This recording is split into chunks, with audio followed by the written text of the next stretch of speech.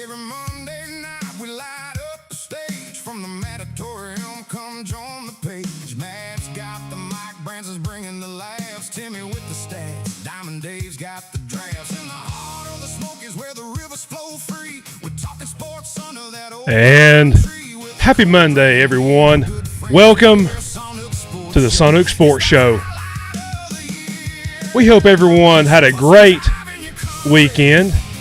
Hope you're having a great Monday. And we're going to come at you with some sports news and sports stories for this week, July 27th. Live from the Matatorium in Waynesville, North Carolina, as always.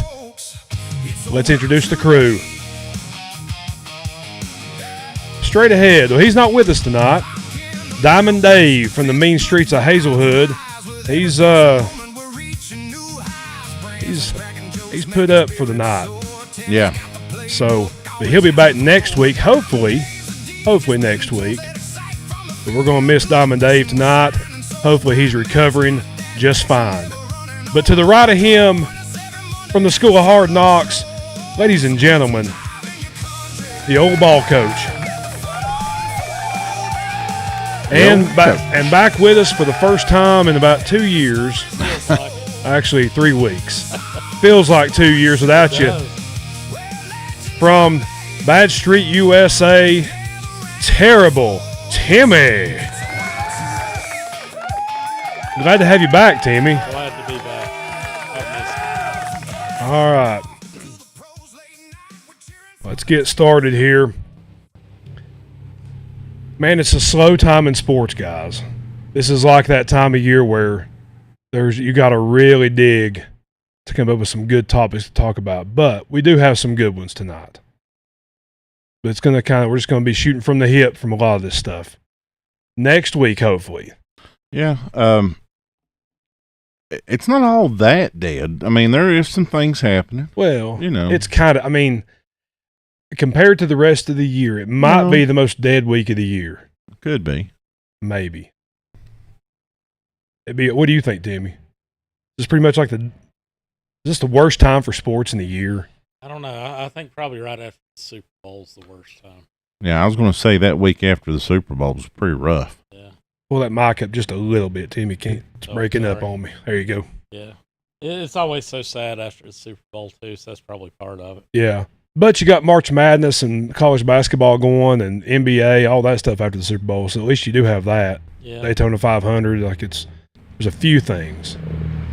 Right now, this is just, when you're leading off with the WNBA, the All-Star game.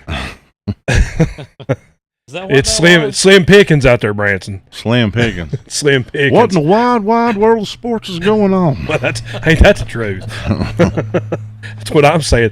I was trying to find good topics. I'm like, what in the wide world of sports is going on? Not much. But first, we got to thank our sponsors before we get started with anything. And Branson, tell them about Ben's Backdraft Barbecue. It's all right. Just kidding. No, I actually got to go to Ben's. You ate there the other night, didn't you? I did, and man, you talk about it was so good. What did you get? Well, Jim was wanting to try to get that brisket burger, and so, I had to go get my teeth cleaned there Thursday, and I got home and it was like, "You want to go about 4:30?" And I was like, "Sure," but I ended up dozing off, and but we got in there, I guess, around 5, but they were already out of brisket burgers. Really? Oh, Yeah. wow. And he makes a bunch for the day and then sells them. And he sells out. So what'd you end up getting? I end up having, Jim settled for brisket. Okay. Straight up brisket. Yeah. And I had brisket on the radar anyways. So I got brisket. I went by there Friday and did you? Brisket. Did you? Well, there's nothing like rewarding yourself after good teeth cleaning with some brisket. Yeah, I know. Yeah.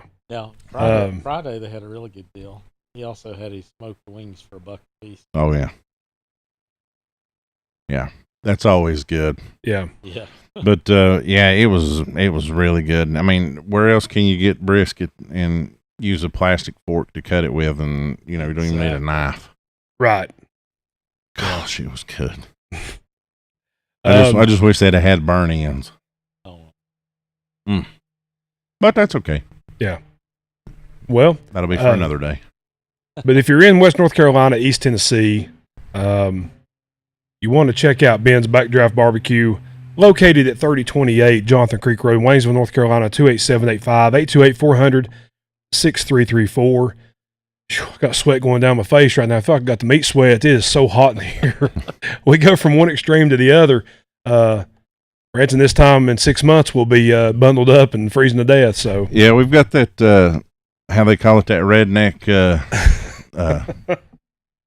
I don't know, I guess that the redneck unit or whatever. Heat in the summer and the AC in the winter.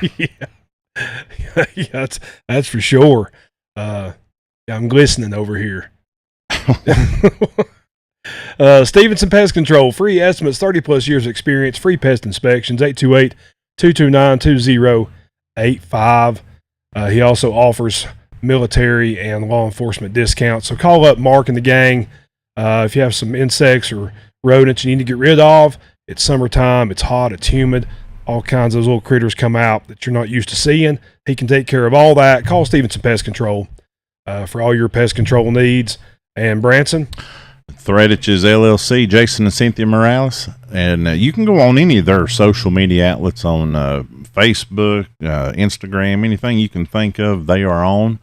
Go on there and take a look at what all they do. They're expanding, and I'm not saying that he's doing it now, but I noticed Jason was dabbling in 3D printers. Saw that today. So, Yep. There's nice. There's no telling what he's doing. That dude, he's pretty smart. He's ahead of the game a lot of times. So there's no telling what he's doing. But if you have an imagination, they can broider it for you. Hey, there you go. I try to change it up. Yeah, exactly.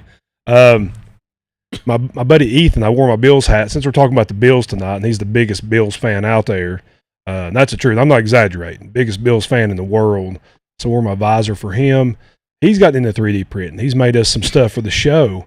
I think he's going to try to get it to us here soon so we can display that, some really cool things. So 3D printing stuff's pretty cool, Branson. It is pretty cool Yeah. because, I don't want to dive into exactly what we use it for, but it's Guns. pretty interesting. Yeah. It's Pretty interesting at work. It's probably good that you and I don't have one because we would be it'd be a full toy store. Yeah. Starting lineup figures, toy store, everything, Yeah. But That is pretty. We'd have to be. Well, we'd end up having to go around town picking up aluminum cans to fulfill them. So be making He-Man swords and all kinds of stuff, be like, are you using that car anymore? Can we take it to salvage yard? Yeah, so we're going to talk WNBA. We're going to talk college football if there's any news there. We're going to talk NFL, cover the Bills and the Rams. Obviously, it's a big topic tonight. We'll talk about the Braves. Andrew Jones going in the Hall of Fame. We'll talk a little baseball. And I have some other questions for you guys to hear your responses to. So it's going to be a fun show. And like we said, we'll get Dave back hopefully next week. So, but first, we have to talk about to this day in history, July 27. This is pretty cool, Branson. In 1586, Sir Walter Raleigh brings tobacco from Virginia and introduces it to England. Now, do you think that he brought Skull Long Cut? Do you think he brought Levi Garrett? Do you think he took a little bit of Peachy, pack of Winston's? What do you think he took? Beech nut wintergreen. Beech nut wintergreen. Beech nut. Well, I don't even think they make it anymore. So you think that's what Sir Walter Raleigh introduced to him? Yeah. Yeah. Because he said, I got a surprise when you get over here to America. And they said, what is it? He said, I got some over here called Red Man. And then I got some called a totem pole. And then my buddy that I used his land, Levi Garrett, I even named some after him. He at least stole Levi Garrett's land for the tobacco, did he? Yeah, he did. Wow. That's awesome. He told me I have to have a knife, though, for that totem pole. Yeah. Did he take a pack of Swisher Sweets or Tampa Sweets over? No, that was the other surprise when we got over. Yeah. Oh man, pretty funny. Skull long cutting. Yeah. Beach nut. In 1940, Branson, we'll jump ahead a few years, about Okay. 400.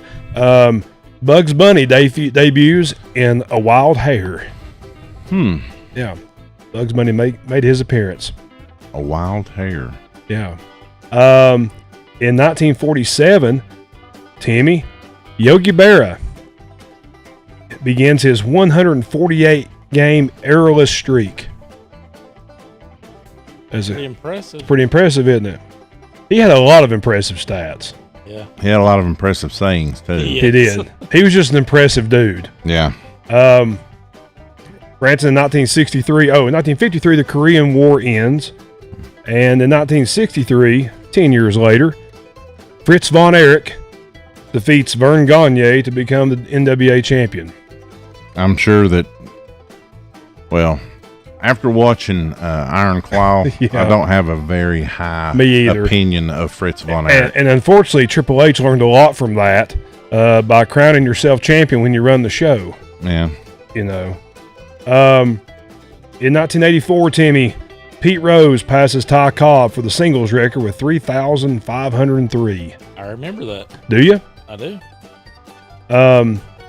Branson in 1989. Start the music up again because we're not finished yet. In 1989, Dale Murphy becomes the 10th player to achieve 6 RBIs in an inning, and it was in the 6th inning. Yet he's still snubbed in the Hall of Fame. I was going to say maybe if he changes his last name to Jones, because apparently if for your real. last name's Jones and you're a Brave, then Yep. you can You get in. But if you call him Dale Jones, there's already a Dale Jones. Hey, you're not taking shots at Andrew Jones, are you?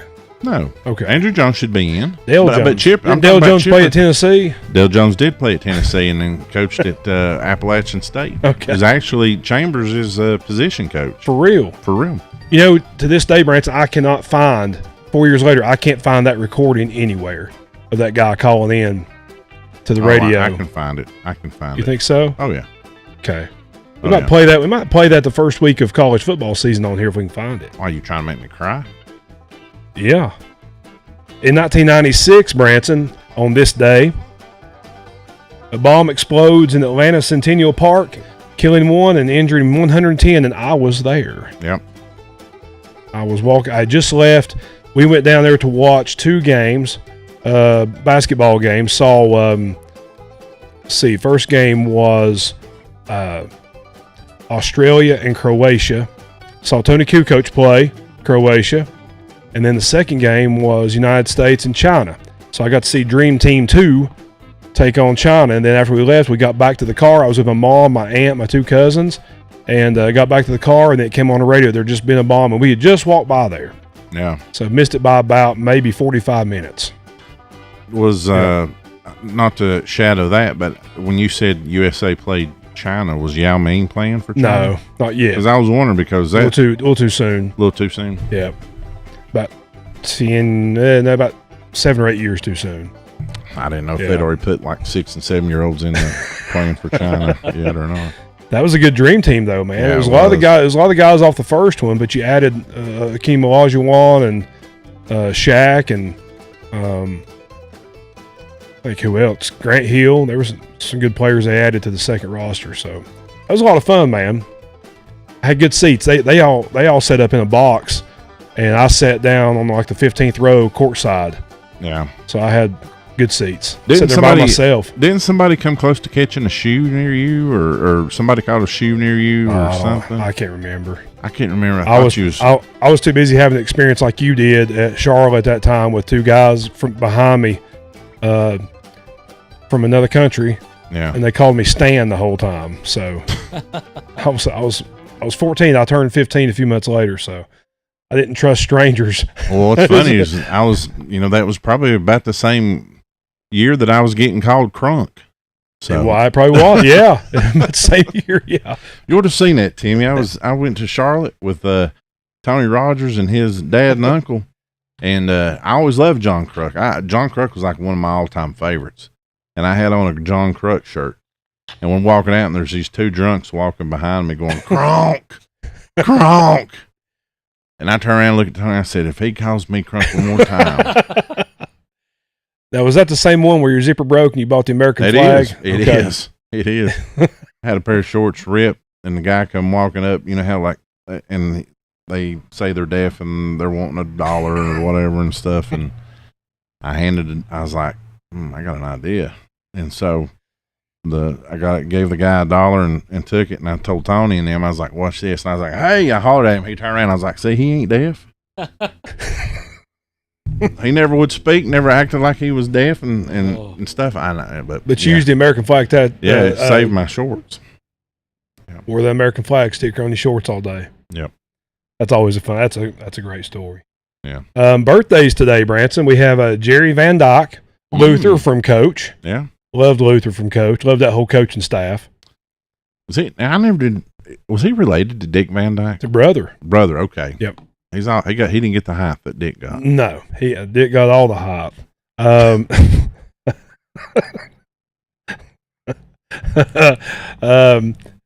Ed Orgeron's birthday is today, Branson.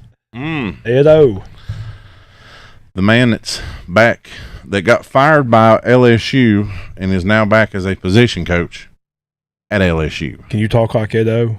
I can, but I've got something going on in my throat today. Jordan Spieth's birthday is today. Ooh. It's great. He's only like 33. Yeah. It's wild. Yeah.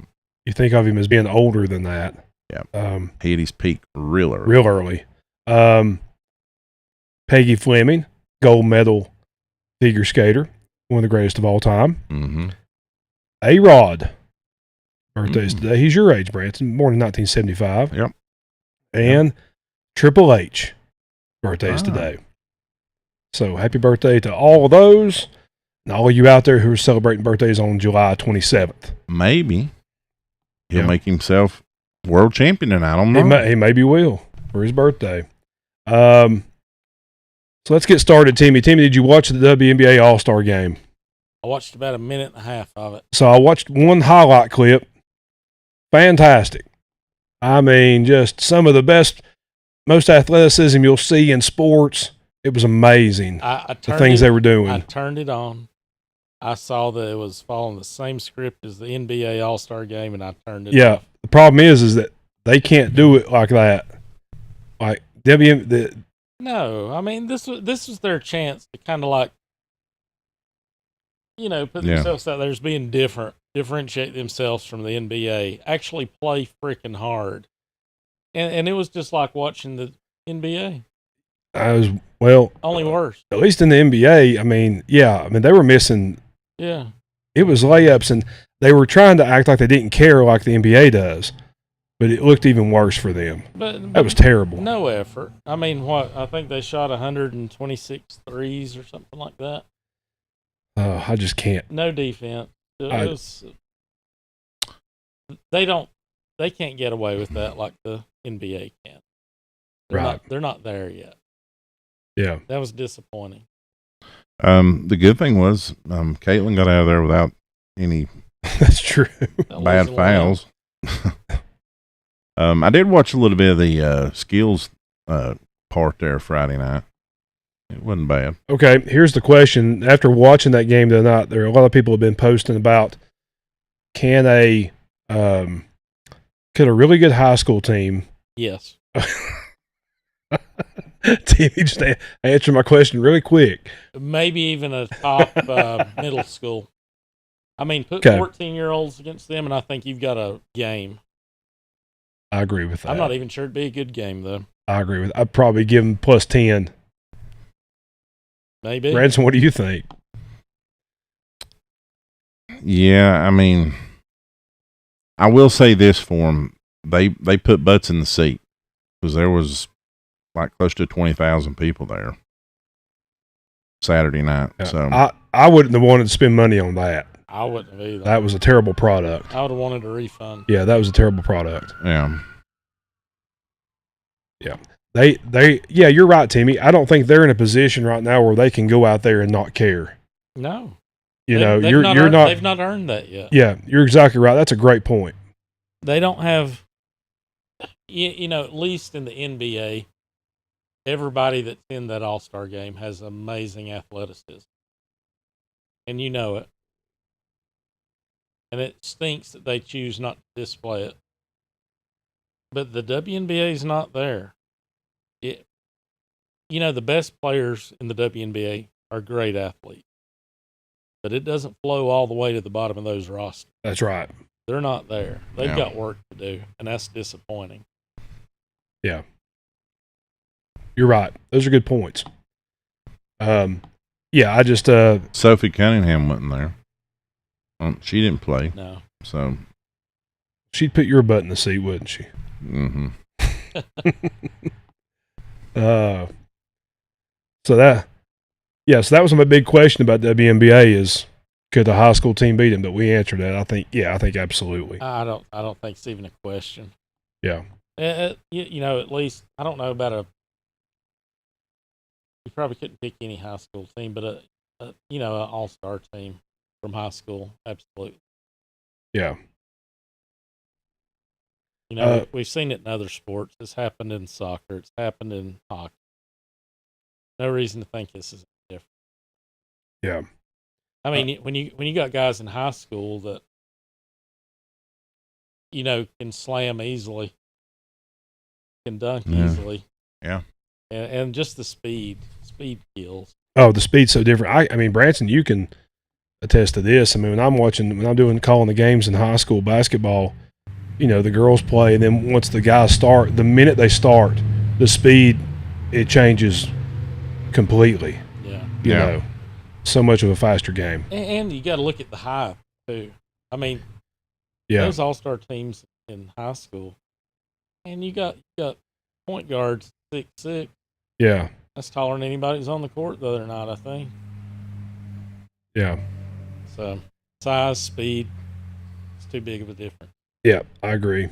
Andrew Jones, Hall of Fame, Branson. Was this deserved? Yeah, it was. I mean, I think I read where he was like one of only 4 to have that many gold gloves. Yeah. And the other 3 are like upper tier. Yeah. Hall of Fame guys. Yeah. So I mean, it was well deserved. A little long overdue. I mean, just like Dale Murphy is. So, I mean. Yeah. Did you guys? Okay, I'm gonna ask you this because there was a good interview that Dan Patrick did with Joey Votto. Did you see any of that? Mm-mm. So he was asking about the Hall of Fame and the guys, the steroid era, and those guys that are not in there.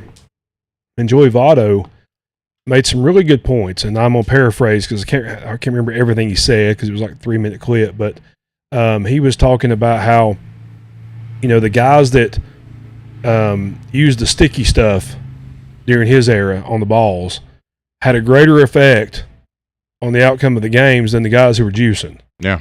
And he said, those guys are in the Hall of Fame. Yeah. You know, and he was talking about, and then Dan Patrick says, so are you saying that Barry Bonds deserves to be in the Hall of Fame? And he said, yeah, I'm saying Roger Clemens deserves to be in the Hall of Fame. Absolutely. And Dan Patrick said, well, you know, these sports writers, there's evidence. And Joey Votto said, I don't really care what the sports writers say. He's like, they're not speaking for the people, the fans who saw him, you know. And Dan Patrick said, okay, well, you put him in the Hall of Fame, but you write on the plaque, you put the story there, you put their story. And Joey Votto said, I'm 42 years old. I don't need someone to tell me Roger Clemens' story. Yeah. I watched him play. And he's like, these guys, the people that experienced it, they know what they saw. They know what it was like. And he said these that carried baseball after the strike in 94, after 9/11, he's like, you know, they kept the sport up. They deserve to be in there, you know. And I've always said that about these athletes. Colin Cowherd, I don't agree with him on much, but I've always agreed with him on this. You know, he's always said that, you know, the Hall of Fame should be people that they have a lasting impact on the sport. Could you tell the story of the sport without them? Yeah. And if you can't, then they deserve to be in the Hall of Fame. Even the bad story. I mean, if you want to listen, and here's my thing. Am I going to do steroids? No, I'm not. Do you want to do steroids? I'm not going to stop you. I mean, it's like, I don't know, man. I'm mod at this age. But, I mean, my thing is, it didn't make you hit the ball. It didn't help your batting average. Right. It didn't help your batting average. Right. Because I'm going to say something. Mark McGwire and Sammy Sosa saved baseball. Absolutely. 100%. Absolutely. Baseball was fading fast. And listen, Mark McGwire was a Hall of Fame player. Is a Hall of Fame player. I'm saying he was a Hall of Fame player before the steroids. He was a Hall of Fame player. I mean, he hit 45 home runs his rookie season. 47. Oh, 47. Okay. Yeah, so just get it right. He was a Hall of Famer. I got Barry Bonds. Barry Bonds was the best player probably ever played before steroids. Yeah, he was a Hall of Famer. They were Hall of Famers beforehand. It wasn't like there was some dude who was struggling for years and started taking, and like Jose Canseco, somebody who had struggled with baseball and then they started juicing it. It actually helped Jose. Yeah. We know that. Still love Jose. Yeah. And he still made an impact on the sport. Mm-hmm. But McGwire and Bonds were all-timers. Yeah, but way before. Between them and Sosa, and I mean, just think back how exciting an era that was. Yeah. Yeah. Those seasons right there, because every game was must watch. Yeah. Absolutely. And most of these guys didn't take the steroids to get bigger, and they took it to recover. That was the main thing, was to be able to keep doing that for years and years. Yeah. I mean, let's be honest. Brett Favre played for 20 years, never missed a game. You know, I'm sure there was something that went into his body, because the amount of hits he took, crawling to the bathroom on a Monday morning, probably happened every week for 20 years. Somehow he had to recover for the next week, and I don't begrudge someone for doing that that's making a living doing that. Jerome Bettis even talks about that. Oh yeah. How, you know, he wasn't able to walk till about Tuesday or Wednesday. Yeah. He would have to get like down on his butt and go down the steps one at a time, because he couldn't walk down them. I've heard Trent Dilfer talk about rolling out of the bed on the floor and crawling to the bathroom because he couldn't walk on a Monday morning. Yeah. And then you got to be ready by Sunday to do it all again. Yeah. Every week, every year, for years. Thank God for it all. Yeah. That's right. Yes. So yeah, a lot of these guys, it wasn't necessarily about hitting 100 more homers. It was about being able to recover and to do that and make a living and make a lot of money and continue to do it for years and years. And it is. And, you know, baseball, they were part of that process. They promoted the hell out of that. Yeah. I mean, look at these marketing campaigns. Chicks dig the long ball. Yeah. I mean, Major League Baseball marketed these guys. That's what it was all about. You know, that's why they numbered each ball, you know, when they were getting close to the magic number. And then turned their back. Yeah. Yep. And then acted like they weren't good enough. Yeah. I mean, how more magical and special could it have been for McGwire to be playing against Sammy Sosa the night that he, you know, broke the record? Yeah. Yeah. So, and baseball was sitting there going, MLB was Oh, yeah. What a beautiful season that was. Yeah. I mean, that was a beautiful season of baseball. And I got to watch McGwire play that year. Yeah. That's right, you did, didn't you? Down in Atlanta. I forgot about that. Yep. You talk about somebody having a major shift on when he got up to bat. Good Lord. I think he went 1 for 4 with a single. Oh, did he? And it was a dribbler to the right side. Was it? Yeah. Yeah. Wow. Yeah. So, you know, and on the football side of things, I've thought about Michael Vick. You know, Michael Vick has even said here recently that he thinks he deserves to be in the Hall of Fame. I don't disagree. If you're talking about someone who changed the quarterback position, can you tell the story of the quarterback position in the NFL without Michael Vick? I mean, you look about, before Michael Vick and after Michael Vick, you look what he did on the field. I know what he did outside of football, but the impact he had on football is lasting. We're still talking about it. Bo Jackson, short career. Can you tell the story of baseball or football, either one, without him? You can't. And so I think those guys, I think they have to be looked at. Yeah. Regardless of stats. And people may disagree, and that's fine, you know. Yeah. But there's a lot of guys in the Hall of Fame that I don't necessarily think they'd belong there. Sure. So I agree with that. yeah.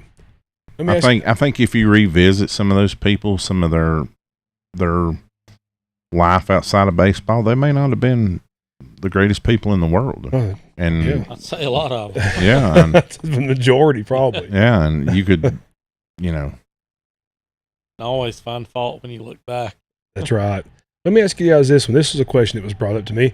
Is it better to have a solid, consistent, long career, or to have you peak early, you peak for a short time, but you peak at the peak? I would want that peak. You want the peak. I would. And people that come to mind are like, well, Matt Ryan, Phillip Rivers, those type of careers versus, who could be one of those that peaked quick? Well, I mean, Michael Vick was one of those that peaked pretty quick. yeah. Which career would you rather have? I want the standout moment. Be remembered forever. Absolutely. I don't know. I'm the opposite. I mean, because I got into the discussion on Facebook with a guy that he was like, because somebody posed the question, if you drop dead their career right now, is Shohei a Hall of Famer? Well, it's funny. If you Google greatest baseball players of all time, he'll automatically come up now in like top 10, 15 area, maybe even top 5. Like they've already ranked him that high. Timmy, how do you feel about that? I don't know, man. I'm still a little on the fence with that. I'm not sure. I'm not sure he's a Hall of Famer yet. Man, how old is Shohei? Let's say it's probably, what's he played? Maybe 8 years. He's in actually his 8th year right now. He's been in the league that long now? Yeah, he's got Really? 2 more years till he can be considered Hall of Fame because he was a rookie in 2018. Wow. I don't know, man. I mean, the things he's doing, it's Hall of Fame stuff. How many people can? My thing is, I don't think Jeff Kent was a Hall of Famer. I don't either. And he went in yesterday. Yeah. I agree with you. Shohei's I know he's got over 300 home runs, I'm pretty sure. Is that right? 8. 302. Yeah. 302, So really? And in 8 years. Yeah. Wow. So if you get, obviously the magic number with that is 400. Yeah. So if you hit 400, you're probably going to be in regardless. Yeah. Especially with what he's doing on the mound. Because I think right now, active 400, there's only 2.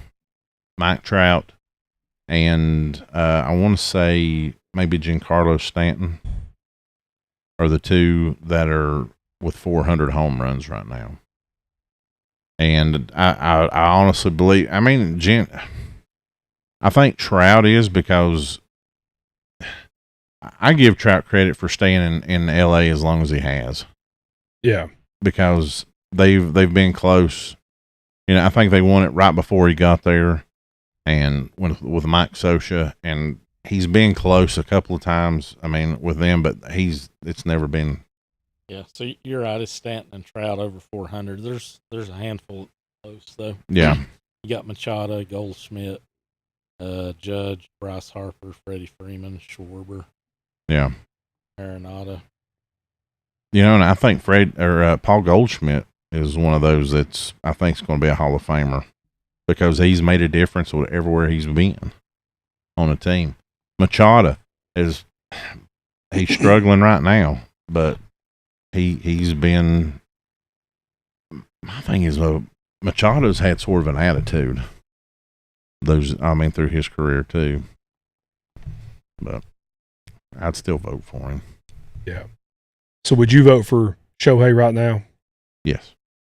I would. Just because of the uniqueness of his game. Plus, he's got a couple of championships. And MVPs. So, he's got everything you have to have. Yeah. Because, I think Aaron Judge is a lock, too. to be Should be. Hall of Fame. Yeah. Yeah. If he'd hurry up and get back playing. Let's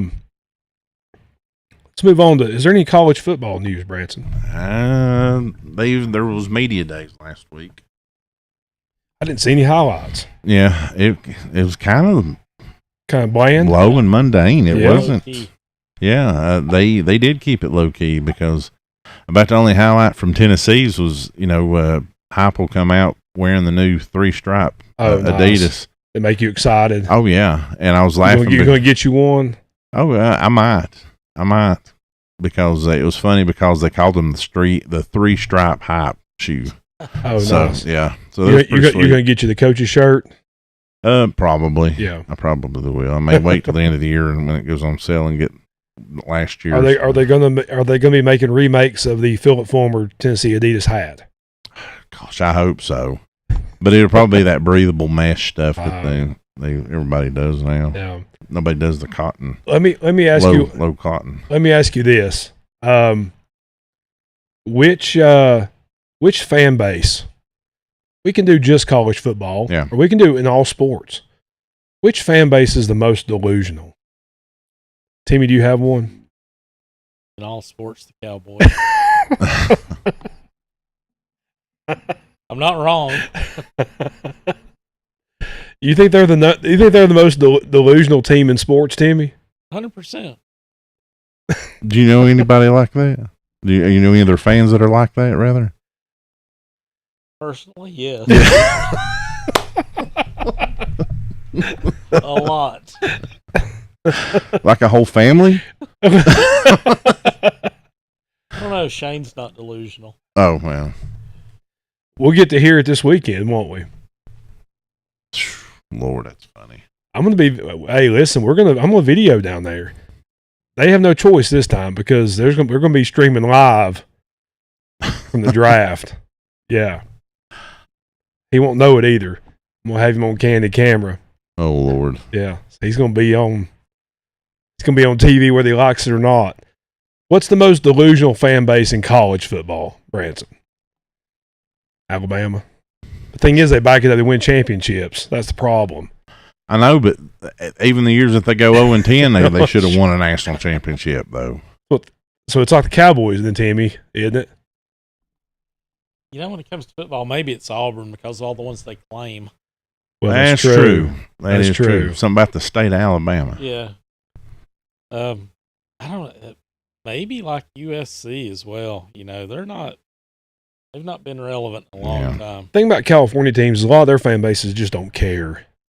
You know, I don't think the fan bases they hardly show up. Yeah. You know, it's got to be like I don't know. Yeah, it's got to be an Alabama team. Has to be. That's a tough question, though. Yeah. Yeah. Kentucky fans in basketball. Oh Lord. Are maybe the most delusional basketball fans. Period. They're up on the list in all sports. Kentucky basketball fans are just like, it's unbelievable. Yeah. They act as if they've won it every year, and they certainly have not. Yeah. So, yeah, those would be my picks. Yeah. But I will say, to go to a Tennessee Alabama game and to sit in the Alabama section and you bought a single ticket. The fans weren't that bad. The fans, they get to thinking about it sometimes, and they're like, that year that we had, Mike Shooter, we should have won the national championship. Well, you went 3-7. Were you in the Alabama section 4 years ago when Tennessee won? No. Okay. No, we were sitting right there behind the goal post, right, on the opposite end from where he made it. So I got you. We got to see the missed field goal from Alabama. Okay, it was right there. So which coach in college football do you think is not necessarily on the hot seat, but the expectations are getting there? Like you got it. Like it's time to win now, or else they're going to be on the hot seat. Is Dan Lanning in that position right now? I don't know how much pressure is on Dan Lanning. I mean, I know they want to win, but they keep getting there. I give it a couple more years, and I think that they're going to get a little frustrated. Yeah, I don't think his is that hot. Right Yeah. now. I saw a thing that they had in the SEC. They had Heupel as the third hottest seat. Really? Yeah. Who's the hottest seat? I don't remember because I blacked out because I was mad. Maybe DeBoer if he has if Bama has an off year. Okay, that's a good call. His is going to be blazing hot. Yeah. Belichick. And If listen, Carolina doesn't show something from this year. hey, listen, Ryan Day. It's only been 2 years since he's won one, so he'll be on the hot seat this year because he's on the hot seat every year if he doesn't win. Well, and one that could get fired mid-season if they start off bad, Shane Beamer.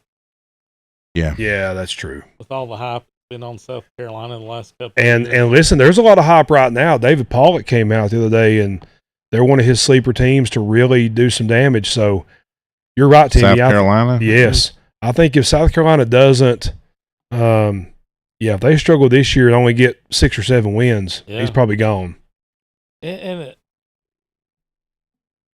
Norvell, how's he still around? That's true. I think his is the hot. He's got a hot seat too. I'm not even sure how he's made it. Yeah, I don't know either. I'm not exactly sure. Outside of that, okay, here's another one. Is Lincoln Riley on the hot seat out in USC, Branson? Yes. Yeah. I think he is. Yeah. I would think so. He doesn't have much to show for Nothing to show for. or so far. Every year it's, 9-3 or Yeah. 8-4, something like that. Now, I'll give Beamer credit. He did a good job of bringing in a big name OC. Mm-hmm. And all his offenses have been ranked 35 or higher from what I was hearing and reading. Now, if something happens to Beamer and they hand it over to him and they start winning, that may be just, Shane Beamer hired his, his replacement. Yeah. But here's that list. Obviously Shane Beamer is one. Then Jeff Lebby from Mississippi State was 2. Heupel was 3. Steve Sarkisian was 4. Really? And I could see that. I can see that too. See that. Yes. I believe that. Kellen DeBoer was 5. Brent Venables is 6, which to me that's another one. Brent Venables, because they brought him out there to win, and I think he's just been kind of lackluster. Couple of wins last year kept him in that seat. Right. That was a bad loss though to Yes. Alabama. And then number 7 is the computer guru Eli Drinkowitz, and they actually have Lane Kiffin at 8. Not even had a game. Yeah, and you're halfway through. I mean, you're halfway up on this. Pete Golding. Now, I can see Pete Golding being that he got handed off to him and he's been there and but stuff. But Timmy, like Lebby and Golden, it's not really that fair. My goodness, these dudes were put in. I mean, Leach passed away. Yeah. I mean, you're kind of thrown in a situation that you were not expecting. I can't really say that you put a coach like that on the hot seat. I mean, maybe it's not the one you wanted because it was just an interim coach, one that was there, and you put him there because it was the best option at the time. It was what's best for business. But to say these guys are on the hot seat like there was these high expectations of these coaches is a bit unfair. Yeah, and I would even disagree with Drinkowitz. Yeah. I mean, honestly, you'd have to care first. Yeah, I agree with Drinkowitz. I'm surprised he's actually not higher up on that list. One that's really close to Kirby Smart as being the safest is Clark Lee at Vanderbilt, and I'm like, come on now, and you saw where Diego Pavia's already been cut. Yeah, before he even got to spring. But you're right about Shark, man. When you've been handed the keys to a Ferrari, and you can't seem to drive it. And you drive it like a Pinto. Yeah. you might need to be on the hot seat, especially when you've been given these gifts at quarterback and these. I mean, seriously, man, what a machine Texas is, and you can't seem to direct it to where it needs to go. I think he's. I think we all agree. I think he's obviously a better OC than he is a head coach. Yeah. I think it's always been the case. One of the highlights I saw come out of some reports from Tennessee was the old strength and conditioning coach last year. You know, they sort of gauge everything off of 22 mile an hour now, how fast a kid can run on a treadmill and stuff. Last year, I think there was 2, maybe 3 kids in the program that could do that for Tennessee. You get the new OC in from, the strength and conditioning coach from Indiana, and I think there's over 40 kids now. Wow. Really? Yeah. It's like 38 to 42 kids.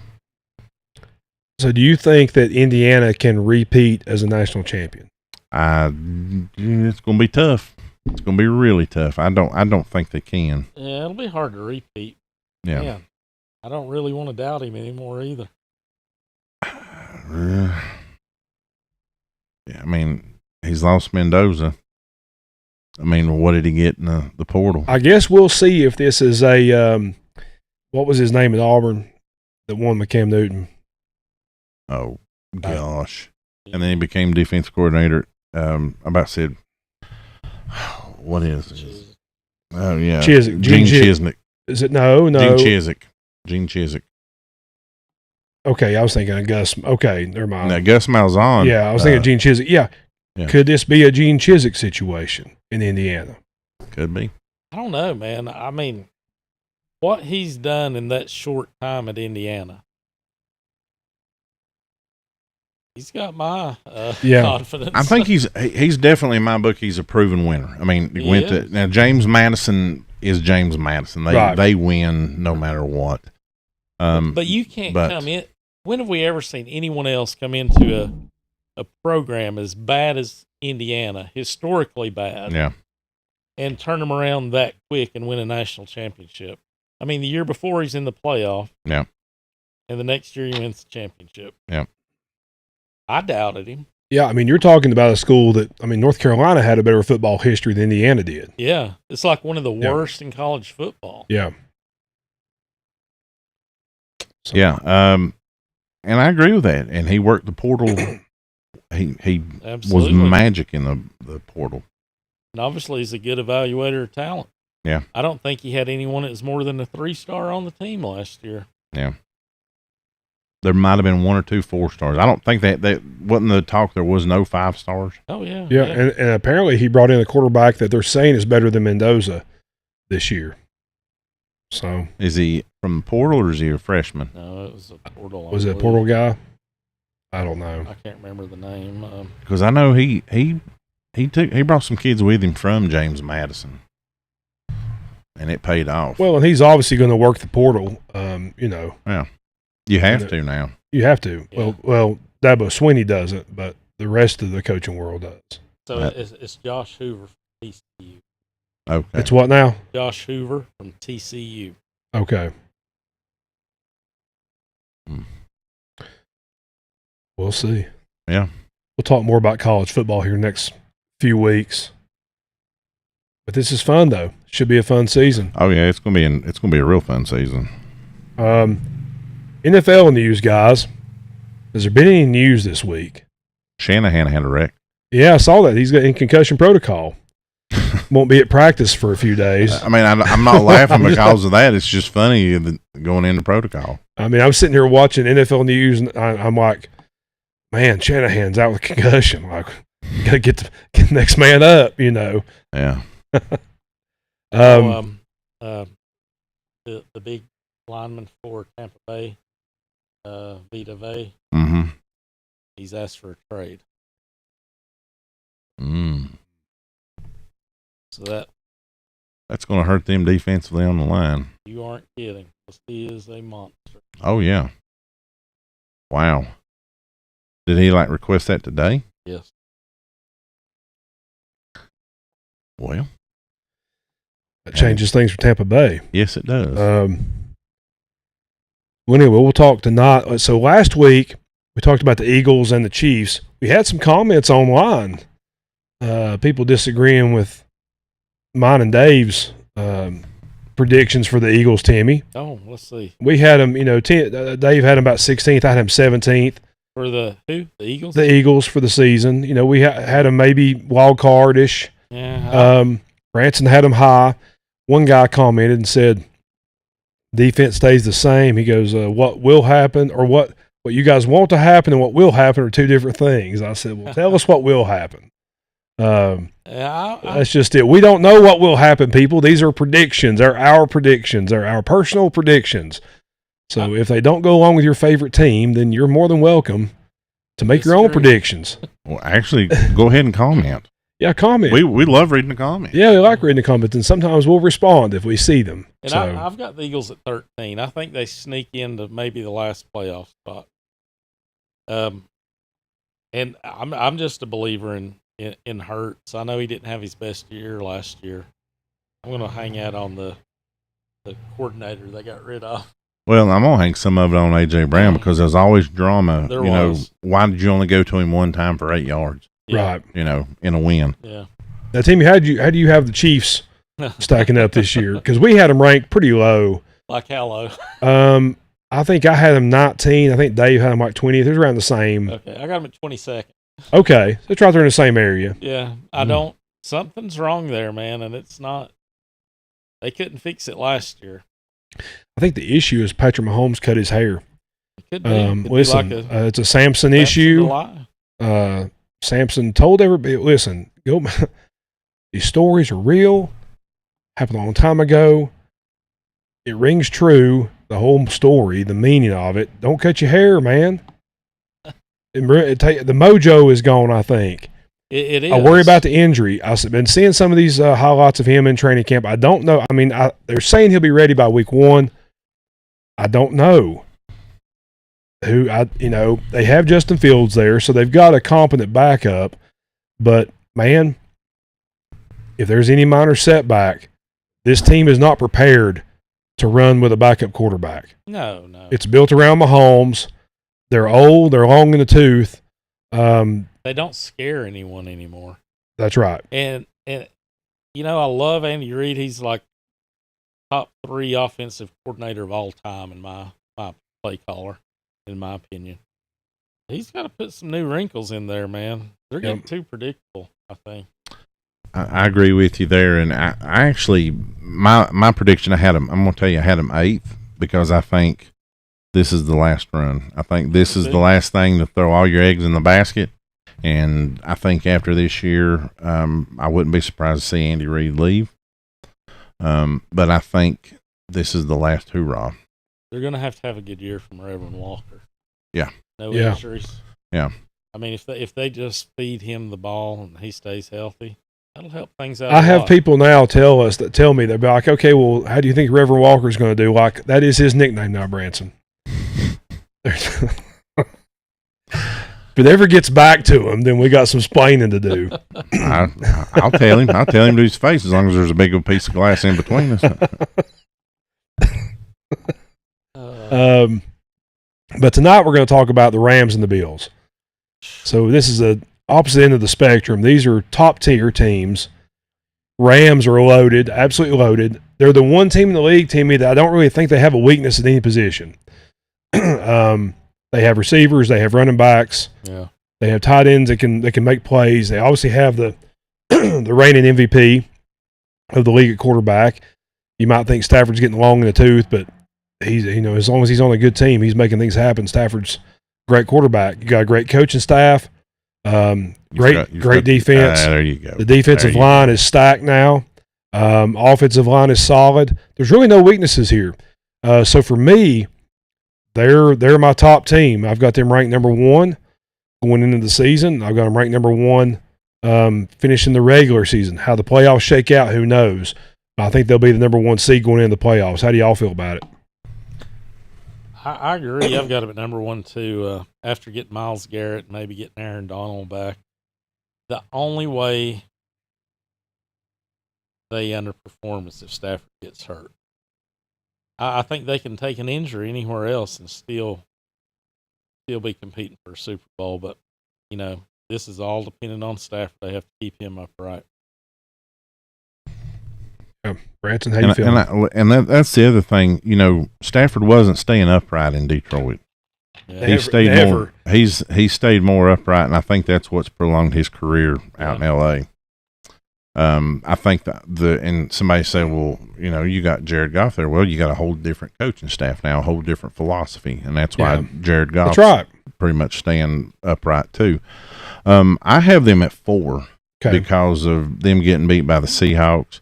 Because I started being a Rams believer right there towards the end of the season, and then they were a dud in that game. And the Seahawks were, they came out, they were on fire in the playoffs. Yeah. They ended the season on fire. They were just a team on a roll, kind of destined to be there.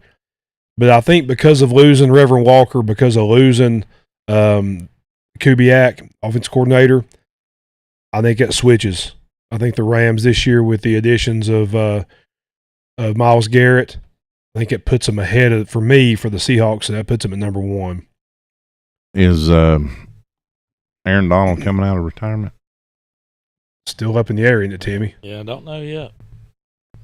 I wouldn't be surprised. I wouldn't either. Come in for just a few plays a game, but it could be big plays. Yeah. Play him on third down. I mean, there's nothing would scare me more than having Myles Garrett on one side and Aaron Donald coming up the middle. For what real. If you put them both on the same side? Well, I mean, just depending on how you run, whether you run a 3 front or a 4 front, yeah. Shoo. Man. Yeah. Blitz time on third down, my goodness. There'd be a lot up down by some offensive linemen on Monday at practice. Yeah. You're not kidding. So fantasy-wise, who are you looking at for the Rams? Because there's a lot of players on the Rams, Branson, to draft in fantasy. A lot of guys that can get you a lot of points. So who are you looking towards? Well, the obvious choice everybody's going to say is Puka Nacua, but I'm going to hang around and I'm going to say, oh, good Lord, my mind just went blank. Devontae Adams. I like Devontae because I just feel like Puka's still going to draw a lot of double coverage. And I think it's going to. Adams is such a red zone threat. Yeah. And I think that's. If he's a step slower now, he's. Yeah. Yeah. Timmy, who's your guy? I'm going to go with Stafford. As long as he stays healthy, another year in that offense, I mean, they're clicking on all cylinders, seems like. If they stay healthy, I think Stafford's going to put up great numbers. Yeah, for me, it's Stafford. And also, listen, I like Kyron Williams. That's a running back that you don't have to. If you're going to draft, you don't have to draft him too early, but you can get good value on him, and he has absolute number 1 potential. So he does. The only thing that scares me about that is McVay doesn't seem. I know 100% sold on him. McVay's offense with running backs is a lot like Andy Reid's. Yeah, and that's the scary thing. Yep. I think they're just about cut from the same mold, if you ask me. Very similar. Yeah. My honorable mention, though, is the team doctor and how good he keeps that team healthy. That's true. Did you guys see the Rams' new uniforms this week? Yes, I did. Wow. Timmy, did you see them? I did. The throwback, the all white with the blue from the Doomsday defense. Pretty sharp. Yeah. Did you like him, Branson? I did. Yeah. I did. It's good looking. Yeah, uniform. well done. My thing is I don't like the squared off numbers, and I notice those are more of a rounded number too. I like that. Now, I like the yellow on white they brought out. It was pretty sweet. I love yellow on white. So, yeah, good job with those uniforms. Yeah. All right. The Buffalo Bills. Told my buddy Ethan to watch tonight. We're going to be talking about the Bills. Branson, you have a soft spot in your heart for the Buffalo Bills. I always have and always will. So how do you have them shaping up this year? They had me so mad this past year that I was like, when we do this ranking, I'm gonna take it out on them. Yeah. But can't do it. That little angel of Jim Kelly sat right there on my shoulder, and he was like, "You can't do it." And so I have them at 2. So because breaking in a new stadium. Yeah. And did you see their new uniforms today? I did. I don't like that. I don't like that gray. I don't mind the gray. The helmet, I think the helmet could have been a lot different. That didn't bother me. The gray bothered me. I don't mind. It's going to be for like one game. I hope it snows because then you'll be able to see them because they won't have them white pants on. Timmy, how do you have the Bills shaping up? I've got them coming in at number 5, third in the AFC. I've got them behind the Broncos and the Patriots. At least, they went out and they got DJ Moore.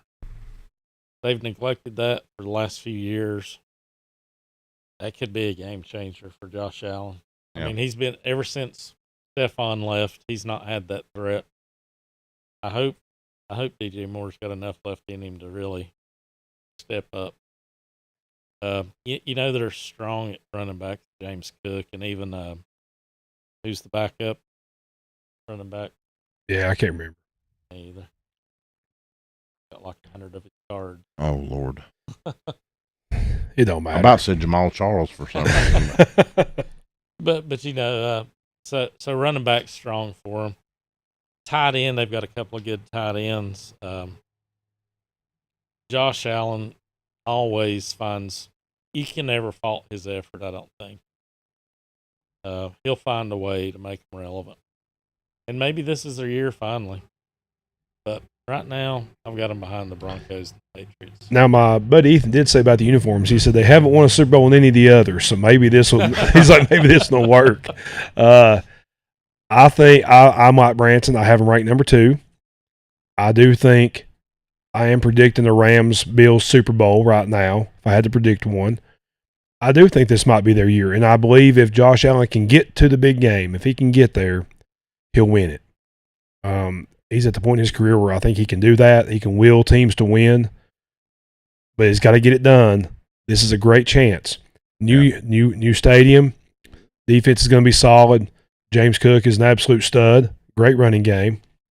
You've got Kincaid. I do think Kincaid steps up big this year because I think DJ Moore is going to help him do that. So I think you're going to have Kincaid really with a good season at tight end. I think DJ Moore is going to help him out tremendously. I think this may be their year.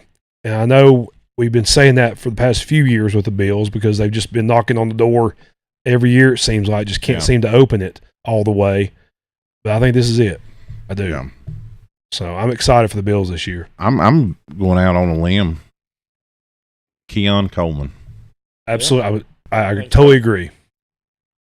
I think this is shut up or put up. So it's definitely shut up. Yeah. Getting another receiver in there like DJ Moore definitely helps Coleman. It helps everybody involved in that offense. Yeah.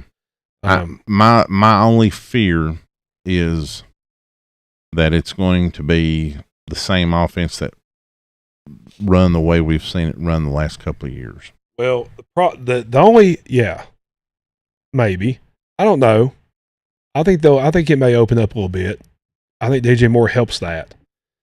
They were kind of stranglehold on the passing side of things, Timmy, the last few years. He just didn't have young receivers that didn't really know what they were doing. And, when you have that and a young tight end, and we all know that young tight ends, we have these great expectations of these, drafted high tight ends. But as a rule, tight ends don't start really producing until their third or fourth years in the league. And so we were putting all these high expectations on Kincaid because of his college career and because of Josh Allen. But the pieces in that offense just weren't there for him to succeed the last few years. So I think they are now. And he's got experience now. The scary part about Kincaid is that every single year he's been in the league, he's played a lower percentage of plays. I mean, each year he goes down. So he's got to get past that injury bug, Yeah. Best abilities, availability. He's getting an F in that right now. And with that, that's where I say I agree with that. And I also say, Josh Allen, you're going to have to cool back the Jets on the running too. We need you upright more than we need you running with a chance of going out with a concussion, torn ACL, something, Now, don't get me wrong, he could tear an ACL going dropping back in the pocket, but I'd rather if I'm looking at an injury, I'd rather it be sitting in the pocket with the everything collapsing on him than I had him running down trying to get a first down. Yeah. That's me. I agree. So fantasy wise, who are you? I mean, obviously Josh Allen's the golden goose of the Buffalo Bills in fantasy football. But who else are you looking at this year, Branson? Keon Coleman. Really? Okay. Yeah. Yep. Timmy? I'm going to go back to James Cook. I mean, he gets a lot of opportunities there. And last year or two, he's been running like a madman. Good fit in that offense. Man, it's great to have him when it comes cold weather time. Yep. Yeah. I don't know that I trust DJ Moore enough because of his age. We've seen him slip a little bit in Chicago, I think. So I'm not sold on him. I mean, glad they've got him. He's an upgrade from what they had. Just don't know if he's going to be a superstar. And those young receivers, I just don't know. I'm not sure they're ever going to have it. Yeah. I love James Cook. He's the guy I'm trying to get. Costs too much to get Josh Allen, so get James Cook if you can. So next week we are going to be covering the Giants and the Broncos. So I'm wearing my Scattaboo shirt tonight. We'll be talking about Scattaboo next week and Jackson Dart and the exciting potential of the New York Giants this year. Since you're wearing that shirt, why don't you go ahead and do a backflip for us? Yeah, no, not hard. Yeah, see if you can land it. Man, not hardly. But yeah, that'll be a fun conversation next week. And the Broncos, obviously, going to be a Super Bowl contender this year. So talk about them next week. Then the week after that, the Raiders and the 49ers. Uh-oh. Yeah. Leading up to the last week. We're almost there. We've almost covered this. Getting there. 16 weeks, man. 4 months of this. Yeah. Crazy. Is it better to win? Okay. Would you rather have go to 4 Super Bowls or win one, Timmy? Win one. Really? Oh, dude. If I was to lose 4 Super Bowls. Yeah, but you went to 4 in a row. I don't care. That's a lot of baggage to carry with you. That'll follow you all your life. Yeah, but I don't think it follows Jim Kelly. Like if I'm because look what he's beat. Yeah, I know, but I'm just saying like But I mean, ask those guys. Do we revere Trent Dilfer more than Jim Kelly? No. No, we don't. But I mean, I don't even consider Dilf to be a Super Bowl winning quarterback. But he is. Brad Johnson, do we revere him more than Jim Kelly? Of course not. But if you talk to most of those guys, I think the majority of them would say I'll trade my 4 for 1 ring. Yeah. Okay, this kind of goes back to the longevity question. Would you rather play for 5 years and be a Super Bowl winning quarterback and that was your one good year? Or would you rather have a long career, Hall of Fame career, and go to 4 Super Bowls in a row, but you never win one? That's a tough question. I'd still want the ring. I mean, whether we admit it or not, we still judge those quarterbacks that never won because they couldn't do it. I mean, Marino would be in the conversation if he'd won.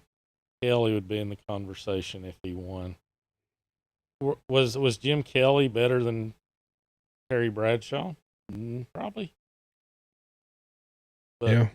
Those 4 rings mean something. Yeah. But now I have Dan Marino ranked higher than Terry Bradshaw I would on the quarterback list. I would just based off pure talent. Yeah. Ransom, what would you rather do? Long career, Hall of Fame, lose 4 Super Bowls in a row, or only play for 5 years, you had one good year, and it was a Super Bowl championship?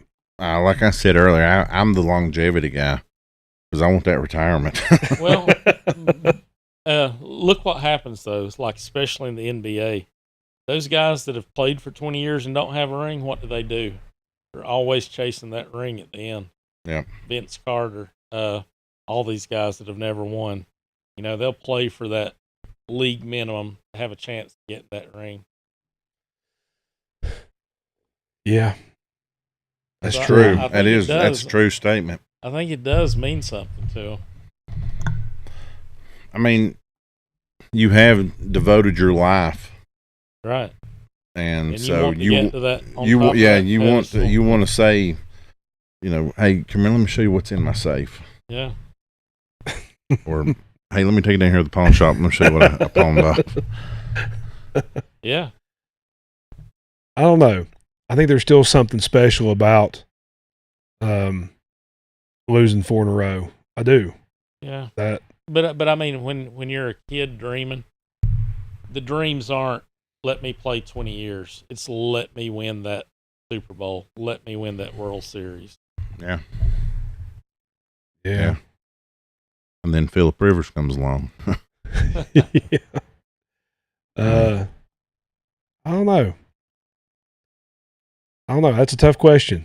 I think it's an interesting question. Maybe you can, we'll post that one, see how people comment on that one. Yeah. So, I mean, I guess it boils down to, and I know this is, my numbers, I'm throwing this out.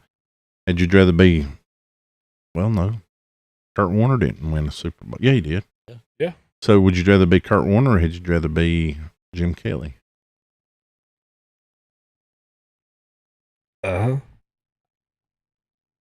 Well, Kurt did play in 3 Super Bowls. Yeah. But, he won one. Yeah, but that's a comparable career to Jim Kelly. He played in 3 different Super Bowls. I'm talking about a guy, and he did have a pretty long career, even though it started late. He did play for 12, 13 years. Mm. Would you rather be Joe Flacco or Jim Kelly? Joe Flacco probably He's signed with still playing. somebody last week. I know. He's got longevity, Anna. Yeah. I know, but he's never been great. Consistent. He ain't no Hall of Famer. No. No, he'll never be a Hall of Famer. That's what I'm saying. Well, he's been consistent for a time. He's been gone from the Ravens for years. He's been a journeyman. Okay. The last few years, and he also took Cleveland to the playoffs a couple years ago. He did do that. He's been consistent. Okay. Would you rather be Joe Flacco or Jim Kelly? I'd rather be Jim Kelly. I still want that ring. That the year that Flacco won it, that's one of the best postseasons by a quarterback of all time. Yeah. Mm-hmm. So that's his peak. Right. Yeah. And his peak just happened to coincide with the championship. Yeah. So that's a win in my book. Yeah. He wasn't someone that got dragged along by the team. Right. They didn't win in spite of him. Okay. Yeah. So would you rather be Trent Dilfer or Matt Ryan? Shoo, good Lord. Give me Matt Ryan. I don't know. Really?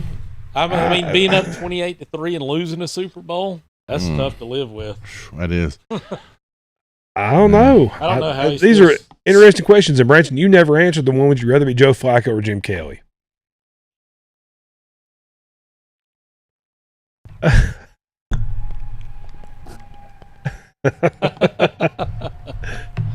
Yeah. I think he said yes. He did.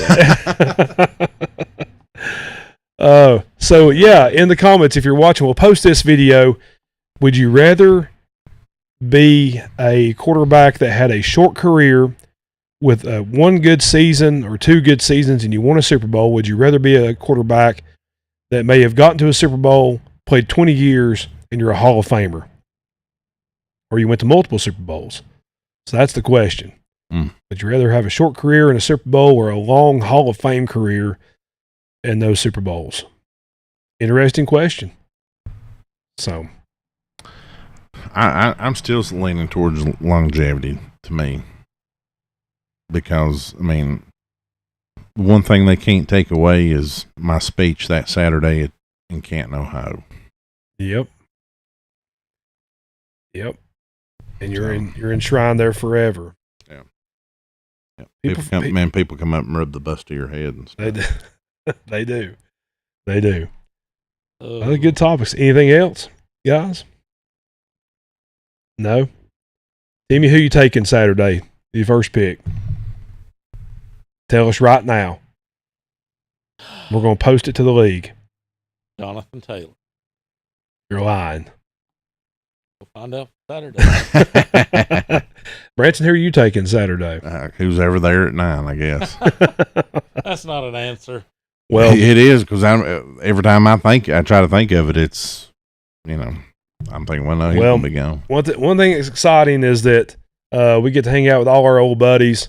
It's our favorite day of the year besides Christmas, maybe. And fantasy football is here, which means football is here. So, good time of the year. Hall of Fame game's what, next Thursday? Next Thursday. Wow. Yeah, Carolina and Cardinals, I believe. Oh, boy. It don't matter. I don't care who's playing. You care, Timmy? No. Don't care. No. don't matter to me. No. As long as it's on. As long as it's on. Yes, that's right. We won't know none of the players anyway. So. No, we won't. It don't matter. It don't matter. All right.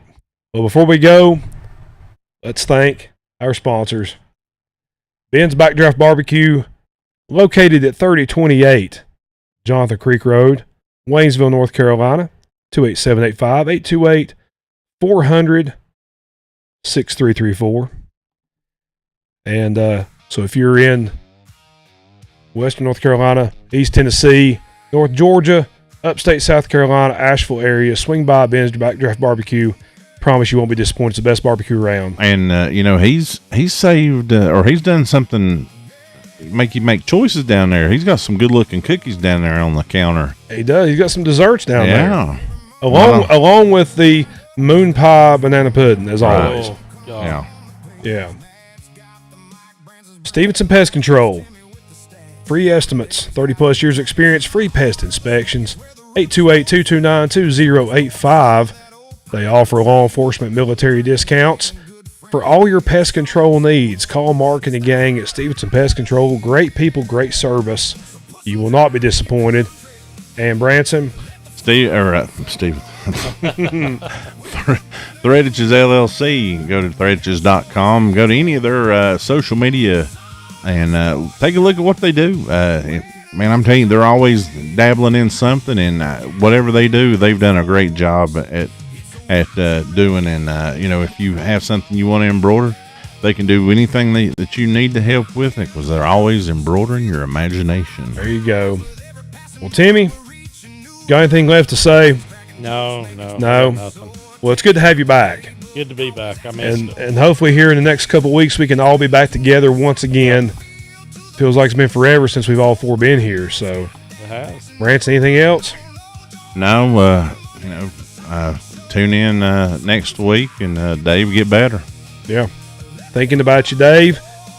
So, from all of us here at the Saunook Sports Show, we hope you have a great week, the last week of July. Yeah. So, August 1st will be Saturday, which means football season. So, we'll see you guys August 3rd right here. Same Saunook time, same Saunook place, 7 o'clock. Facebook, YouTube, of course, we're streaming all week, and we'll be posting reels all week. So, y'all have a great week. Don't work too hard. Remember, when you speak of us, remember, be good to each other. Yeah. When you speak of us, speak well. See y'all. Laughter keeps rolling as the stories do flow. In the spirit of the South, we continue to grow. So gather round the screen, feel that Southern pride with Matt, Branson, Timmy, and Dave at our side. We're bringing you the moments, the cheers and the sighs.